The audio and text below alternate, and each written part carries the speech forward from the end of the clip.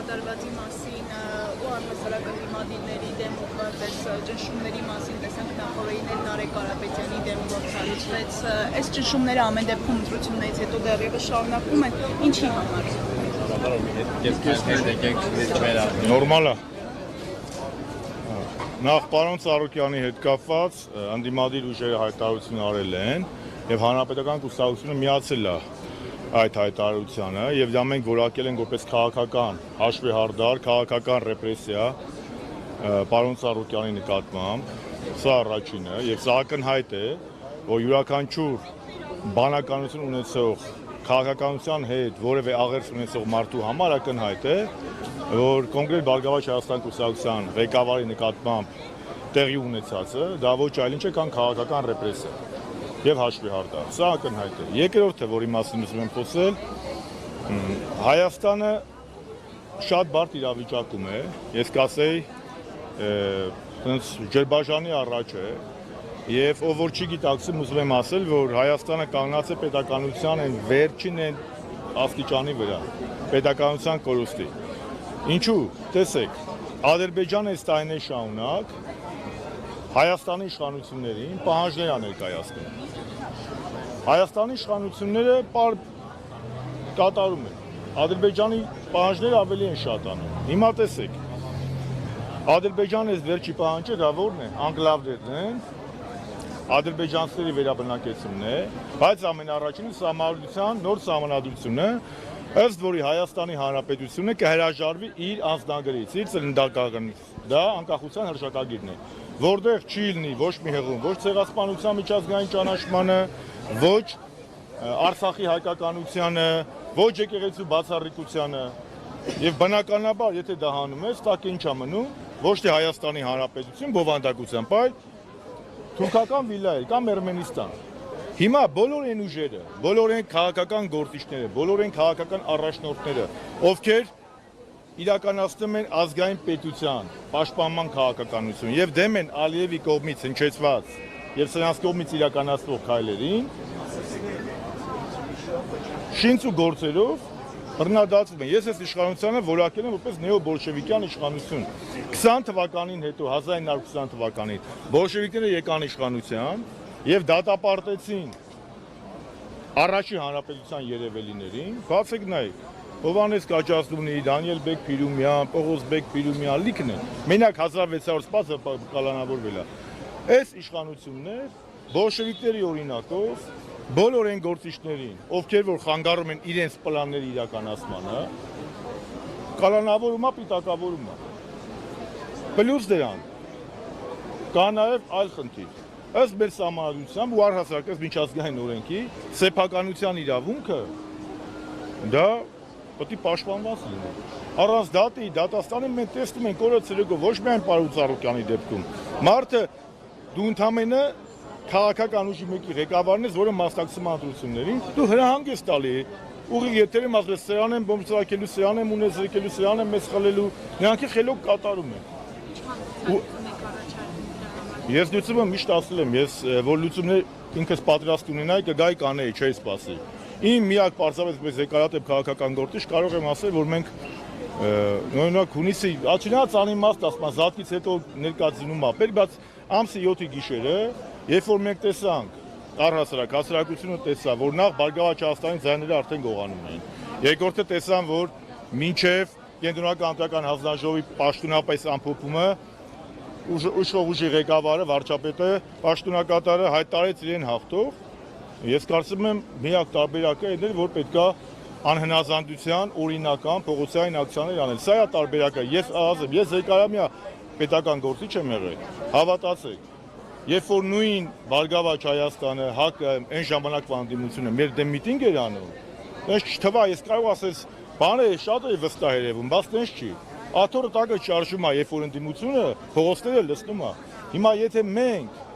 ամբողջ ընդդիմությամբ համախմբվենք ու ակցիաներ անենք, ես չեմ ասում Նիկոլ Փաշինյանը վեշերը վեկալելու է, գնալու է, բայց չի կարելի Նիկոլ Փաշինյանի ռեժիմին թույլ տալ այս կոմֆորտ վիճակում ամեն ինչ անել։ Մանավանդ եւ երրորդ ամենակարևոր բանը զզվելին, դա միջազգային հանրության եւ եվրոպական կառույցների կոչվածի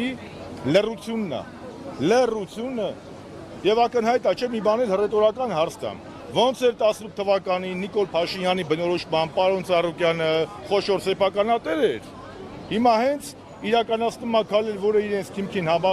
չեն համապատասխանում կամ հարիր չեն, կամ իրաց դուր չի գալիս, դառնում են բան։ Պարոն Ծառուկյանը քաղբանտարկյալ, Արմեն Աշոտյանը քաղբանտարկյալ, չալա բոլոր մեջ այդ նստած տղեկը բոլորը իրաց քաղաքական գործունեության, քաղաքական բանտարկյալն ով է, նա որ քաղաքական գործունեության համար, խոսքի համար, իր գործունեության համար ազատությունից զրկվում է։ Կոնկրետ Բարգավաճ Հայաստան կուսակցության դեպքում սա դա է։ Մեր կուսակցությունն էլ հանրապետականը դա հայտարարել է։ Պարոն Շարմազանը վեր նշած իրականությանը զուգահեռ մենք տեսանք մեդալի հակառակ կողմը պարլամենտ անցած ընդդիմությունը վերցրեց իր մանդատները եւ կարծես թե հաշտ էր այն իրողության հետ ինչը որ կատարվեց եւ դեռ ավելի շատ ընդդիմություններ ձեզ է քննադատում, հանրապետականներին է քննադատում, որ դուք եք պահում Նիկոլ Փաշինյանին, դուք եք բերել, մեղքը դուք եք։ Երեխեք, տեսեք։ Մասնակցեցին ընտրություններին, բայց մեղավորը իրենք են։ Տեսեք, ես հիմա տեսեք, երեխեք։ Մենք այդ հարցերի մասին շատ ենք խոսել։ Ես հիմա կարծում եմ դրա վրա իրավունք այդ հիմարությունների վրա կարիք չկա կենտրոնանալու։ Մանդատների վերցնելու։ Իսկ մանդատների վերցնելու գործընթացի վրա ես ասել եմ, կարելի է մանդատ վերցնել ոչինչ չանել, կարելի է մանդատ վերցնել շատ բան անել, կարելի է մանդատ չվերցնել ոչինչ չանել, կարելի է մանդատ չվերցնել շատ բան անել։ Այսինքն մանդատը չի պայքարին խանգարողը, մանդատը պայքարին վնաս չէ, ոնց որ Ջիվանին էր ասում։ Հիմա մենք պետք է հասկանանք, ամեն ինչ այս ծրագրի է։ Իմ մոտ դες տպավորությունն է, որ մենք մեկ բոլորս Արգենտինայի հավաքականի մարզիչի օրենք ընկել Սկալոնի, որ պլան B չուներ, կարմիր քարտը Էնցո Ֆերնանդեսը ստացավ, պլան B չուներ։ Հիմա դե դա եմ ասում էլի։ Հիմա մենք պետք է կարողանանք այստեղ մի բան կա, երեխեք ջան, սա զուտ քաղաքական հարց չի։ Սա մեր պետության խնդիրն է։ Այս իշխանությունը գնում է, սա խնդիրը ոչ Ծառուկյանի ազնա, ոչ իմ ազնա, ոչ եմ մեկի, ոչ եմ մյուսի։ Իհարկե դա շատ կարևոր է։ Բայց ես գաղափարի համար եմ ստեղ։ Որովհետև այն մարդիկ, որոնք որ պաշտպանում են Հայաստանի անկախության հռչակագիրը, նրանք իմ համար հայրենասեր մարդիկ են եւ իմ համար Հայաստանի պետության ջատագովներն են։ Այն մարդիկ, ովքեր որ Հայաստանի անկախության դեմ են գնում եւ անկախության հռչակագրի դեմ են գնում, նրանք տեղ չունեն քաղաքական դաշտում։ Իսկ ինչ պետք է անել, պետք է համախմբվել, պետք է առաջտանը երկրորդականից տարբերել եւ գնալ, ոչ թե պետք է ընդդիմություն դառնալ, այլ պետք է հավաքվել, քննարկել եւ ինչպես Նեշտերն ասել, ոչ հյուսիսից սпасել, ոչ արևմուտքից, ոչ արևելքից, ոչ էլ հարավից։ Նեշտերն ասել է, մեր դժբախտությունների պատճառը նախ եւ առաջ մենք ենք, մեր փրկությունը մեր մեջ է։ Դրա համար տարբերակը որն է, պետք է պայքարել, բայց իմաստավորված պայքարել, իմաստավորված։ Մենք էլ այդ կոչ եմ անում մեր հանրությանը, ժողովուրդ ջան, այդ վախի մթնոլորտից դուրս եկեք։ Դուրս եկեք։ Ու շատ քաղաքական դերակատարների է։ Հա խոսեք, ամոթ է։ Իսկ բարոյական առումով, ինչ ասեմ, ես տեսել եմ էլի։ Չնայած ես 18 թիվ եմ տեսել, ոնց է մի օրում Սերժ Սարգսյանին ուրացել, Ծառուկյանին էլ կուրանան, ինչ ասեմ։ Շարմազանը երեք բացարձակ որ կաթողիկոսին չեն հրավիրել ազգային ժողովին։ Ինչի սպասում ենք, որ հրավիրելու էին։ Ամեն դեպքում դա կա։ Ինչի որ հրավիրեն գնալու է։ Իսկ կաթողիկոսին Ավազանի անունով դիմում են։ Չեմ ուզում կրկնեմ, դա